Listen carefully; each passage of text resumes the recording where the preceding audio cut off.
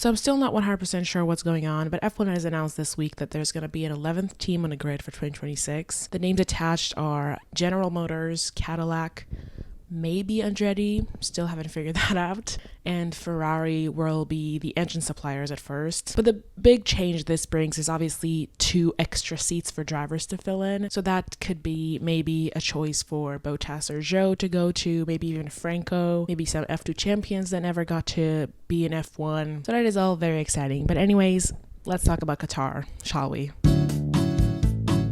So special helmets, suits, whatever, Gasly I wanted to mention. I was not aware of his helmet game because he rocks. He has really good helmets apparently. And this one's no exception. It's really, really cool looking and good looking as well.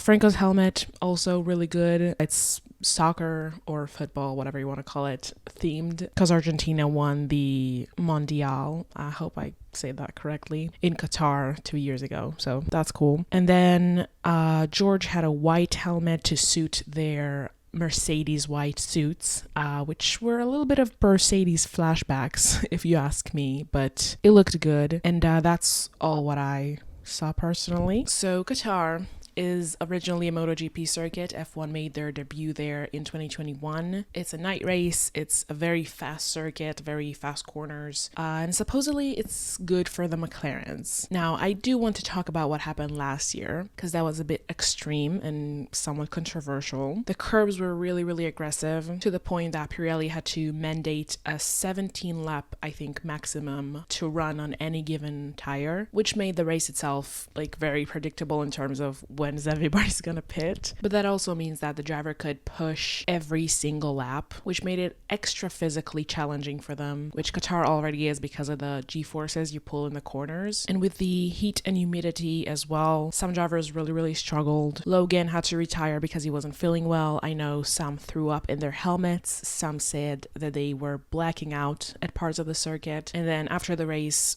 a lot of them struggled to get out of their cars, went straight to the medical center. So very, very scary and very dangerous as well. So those were the issues of last year. And thankfully this year, one, they held it later in the year. So that means much colder conditions. And they made the curbs way less aggressive. So all those problems were solved and we were free to race in 3 different categories, including F1 Academy and F2, which I do want to note for a second. In F1 Academy, Abby Pulling won the championship.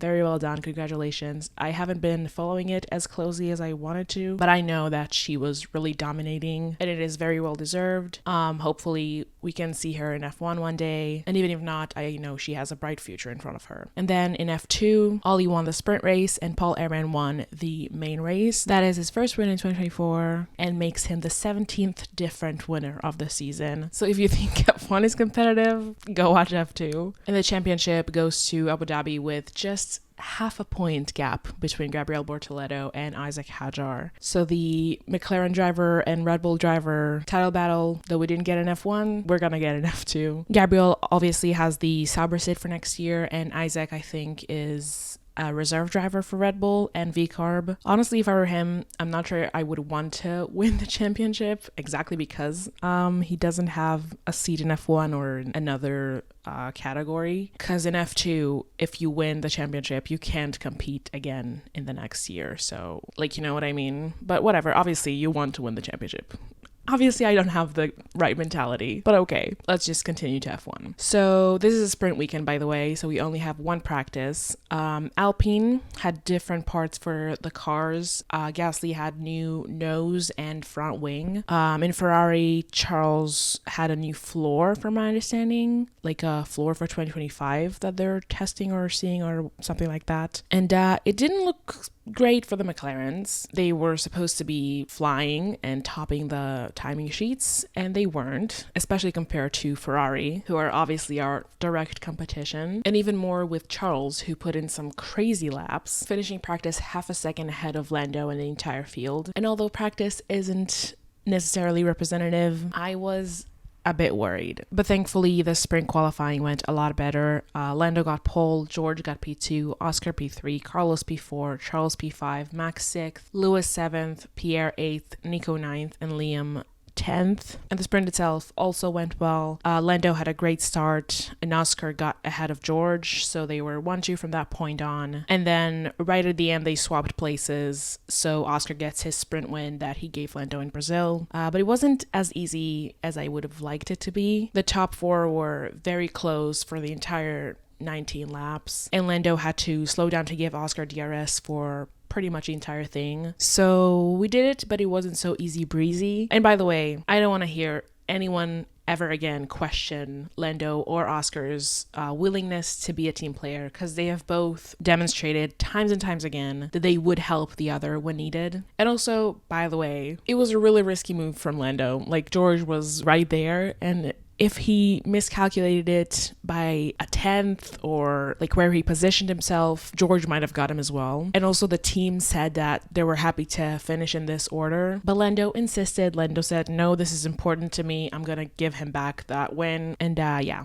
just once again goes to show that Lando is a good person and a teammate and a driver all in one. But anyways, the sprint finishing order is Oscar in P1, Lando in P2, George P3, Carlos P4, Charles P5, Lewis in P6, Nico in P7, and Max in P8, closing our points. And before we continue to quali itself, I just wanted to say that maybe Mercedes are really fast again, especially George, not just because the cooler conditions, but also they run their car very, very low. And because Qatar is so flat, they are actually able to run it as low as it needs to perform well. So I don't know exactly if that's right, but it's an educated guess. So maybe that's the reason. Although later in the weekend they weren't as fast, but whatever. I just wanted to note that. But continuing to quali, which was, I don't know what that was. In Q3, no one really could put in clean laps. A lot was left to the last second, which I hate. But Max got pole, George came in second, Lando P3, Oscar P4, Charles P5, Lewis P6, Carlos P7, Fernando P8, Sergio P9, Kevin closing the top 10, Pierre Gasly just outside the top 10, and Zhou Guanyu and Valtteri Bottas qualified P12 and 13, which is really great for them. I don't know what the Saubers did, but they were better this weekend, so good on them. But honestly, I'm not too mad with McLaren, the P3 and 4, because as long as we're ahead of the Ferraris, I was okay with that. That is basically the goal for these last 2 races. But obviously the job's not done on Saturday and points are scored on Sunday, which brings us to the race. Oh my god, the race, very eventful to say the least. A lot of incidents, safety cars, and penalties. Oh my god, the penalties, which actually brings me back to Max.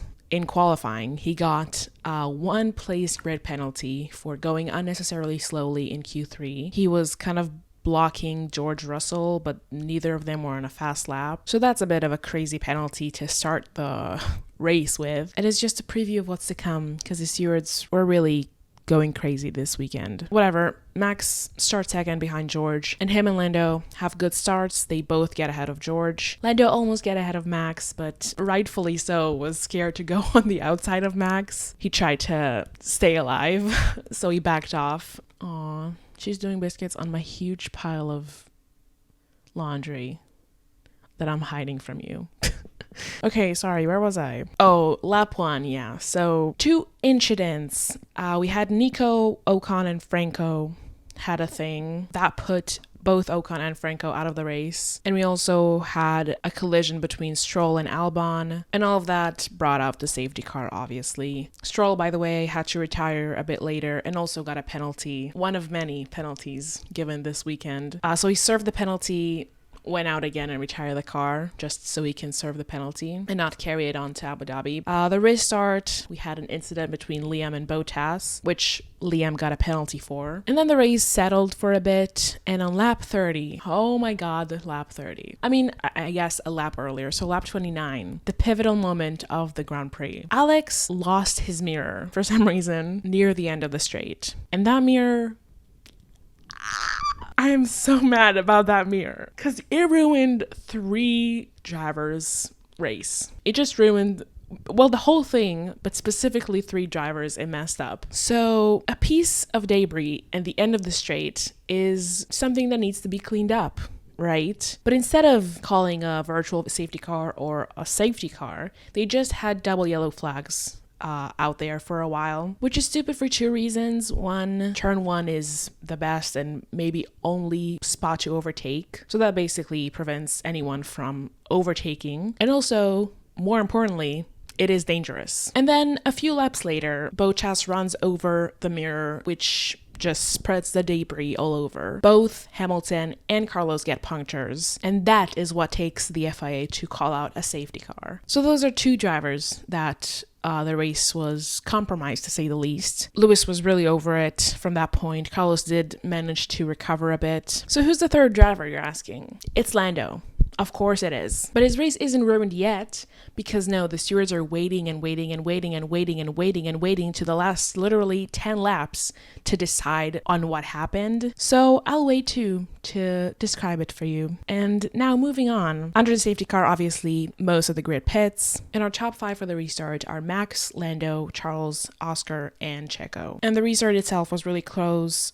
Both Lando and Oscar almost got ahead of Max and Charles respectively, but they didn't. And also Checo, under that safety car, kind of lost his car, and also Nico in the restart lost his car and was beached. So that caused another safety car, and both Checo and Nico are out of the race. The restart is relatively clean and the race goes on, and I'll just get to the penalty that Lando got. So remember the double yellow flags on the straight for the debris? Yeah, when those are out, you need to slow down and prepare to stop. And Max, the snitch that he is, told on Lando that he didn't lift during that, which is correct. Lando did not lift, and that should be a penalty. But this penalty is kind of crazy. He got a 10-second stop and go penalty. So that means he comes into the pits, stops for 10 seconds, and then drives on, which is approximately 45-second loss in race time. So yeah, that is insanely disproportionate, and I think there should be mitigating circumstances, because there wasn't like a car on track stopped or marshals going on. It was basically a mishandling of the situation by the FIA. Like, they literally just ignored a major safety concern, and then they want to penalize drivers for safety reasons. Like, that does not make sense to me. And also, I looked back to the onboards, on Lando's onboard. First of all, nothing comes on the dash to show that it is double yellow flags. And the light panels on the side of the track, it lights up literally as Lando is passing it. So I have no idea how he was supposed to know that there was double yellows. Like, that system was a bit not right at that moment. Also, by the way, I have no idea how Max knew, because his dash didn't light up as well, and the lights panel were not on for him as well. So not sure. Maybe I didn't go back enough, and maybe GP told him. Whatever. The race director was also not sure if there was double yellow flags there or not, because in the race, you could see first sector yellow flag, no, green track, no, actually it's a yellow flag, no, it's green track, no, it's yellow, no, it's green, no, it's yellow, no, it's green. So no one was really sure, including the race director and the steward. So that's number 1. And number 2, I went through all of the onboards, all of them. And after Lando, when it was clear that there was double yellow, the engineers were in everyone's ears telling them, there's double yellows at the end of the straight. Like, we don't know what it is, just beware. Maybe I don't hear well, but none of them fucking lifted it either. Just saying, if you want to snitch on people, this is the time. No one fucking lifted. It's like what Jensen Button said. He was in the Sky Sports commentary box this week, which is also always nice to hear him. I love him. But he said that he doubts anyone else lifted. And when Lando got his penalty, he said, well, I hope they check everyone else. But of course they didn't. Of course they didn't. Because if they had, they would see that literally no one else lifted. By the way, again, I'm not saying Lando shouldn't have gotten a penalty. Like, you should slow down under yellow. I just think that penalty is really way too harsh to what actually happened. So yeah, that ruined his race. He got out of the pits last, but he did get up to P10 and also scored a point for the fastest lap. So at least 2 points is better than 0. I guess. But it also obviously means that the Ferraris have closed up on McLaren a little bit in the constructors. And yeah, let's keep Abu Dhabi interesting, I guess. That doesn't stress me at all. Anyways, Max wins the Qatar Grand Prix. He continues the championship celebrations as he should. Also, by the way, his mom and sister were there this weekend. So much better to see them instead of Joss or Yas, whatever you want to pronounce it as. I wish they were there more often instead of him. Whatever. His win was also a little bit of a fuck you to the FIA for giving him that one grid place penalty, whatever. He apparently also has beef with George now for that, so okay. Charles came in second. He was literally just wasn't caught up in all the trouble and got to P2, which is classic Charles if you ask me. Just staying out of troubles and winning. Oscar P3. He obviously scored better than Lando, but I don't know, he was not really on it this weekend. He was stuck behind George for so long. And also I think McLaren fucked him up with pitting him right before the safety car for the debris. Because like a safety car was inevitable after both Lewis and Carlos got punctures. Like that was kind of obvious that a safety car was gonna come out. But honestly, with how the FIA was acting, maybe not, but everyone kind of knew that a safety car would come out and they still chose to pit him not under it. So we still haven't gotten that edge on when to box, especially where a safety car or red flag are imminent. So he could have been P2 if McLaren didn't pit him then, but okay, sure. George finished P4. Honestly, surprised. Like obviously he didn't have the best start, but he also had a really long pit stop and then also had a second pit stop that put him back on hard tires, which were not great. So good on him for salvaging this, I guess. Pierre finished P5. That brings Alpine back up to P6 in the constructors, so well done. Carlos, as I said, managed to recover from that puncture and finish P6. Fernando finished P7. And then Zhou Guanyu finished P8. Scored 4 points. First points for him, obviously, and also for Sauber. Great news. Honestly, best part of the race.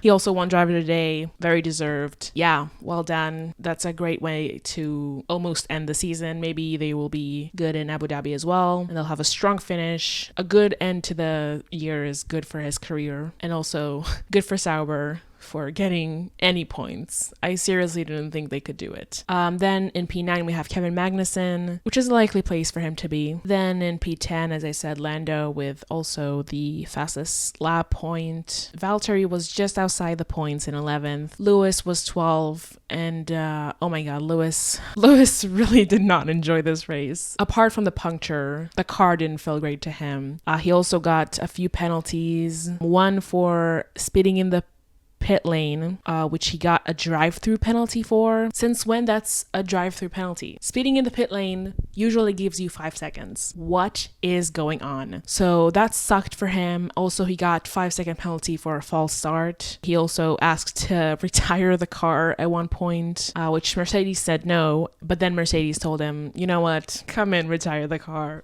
And then he just didn't. Then in P13 and P14, Yuki and Liam, who both fitted soft on for some reason in the last stint. And Alex did that as well. He finished P15, which is the last finisher because all of the other people DNF'd. He also got a penalty for causing a collision with someone. Also, George got a time penalty for safety car infringement. So that was added to his race time, but didn't drop him any places. And yeah. What a stupid race. I seriously don't know what the FIA were doing. Like, that's the only takeaway from this race, that the FIA are fucking crazy. The stewards were on drugs today, giving penalties to anyone, everyone, on anything. Disproportionate, undeserved. Like, what the fuck was happening? I don't know. And obviously, their own fuck up for not calling a safety car immediately when that debris was on track. Whatever, I am trying to get over it. We can still do this. We're still in the lead by 31 points, I think. Or 21 points? Oh my god, no. Wait, let me see. 21 points. Fuck. No. God, it's really gonna come down to the wire, isn't it? Also, the fact that like Abu Dhabi isn't a sprint weekend, so there's no like second chances. It's just one qualifying, one race, and that's it. Whew. Okay, I need to relax. I need to breathe. It's gonna be okay. It's gonna be okay. It's gonna be okay. McLaren really needs this. Like, I know I am a McLaren fan and a Ferrari fan, but I think I'm a Ferrari fan because, like Sebastian Vettel once said, everybody's a Ferrari fan. So they're less important to me. And by the way, don't ask me why. I have no idea why I'm a McLaren fan. All of the favorite teams, drivers, they chose me. I didn't choose them.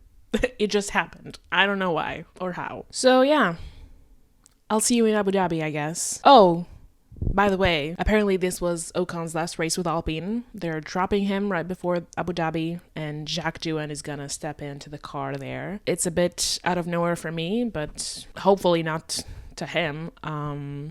Okay, I don't know. I don't have anything to say about it, actually. And yeah, the title will be decided next week. I'm not stressed about it at all. So the fight is between McLaren and Ferrari, but there's also a fight for P6 between Alpine, Haas, and VCarb. So we'll see how that goes as well. And oh my god, the season is gonna end next week. I'm not ready. Oh god, I'm not ready. We'll talk about it later. Enjoy these memes. Bye.